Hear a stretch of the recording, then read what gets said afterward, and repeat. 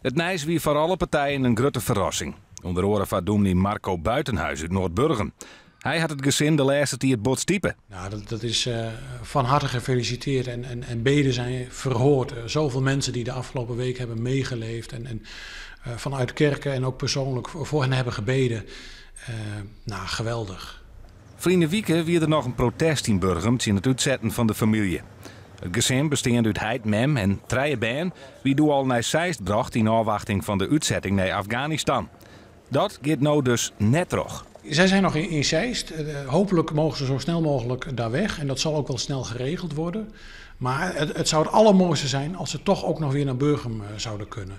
Burgum is een asielzoekerscentrum voor uitgeprocedeerde gezinnen. In die categorie vallen ze gelukkig niet meer.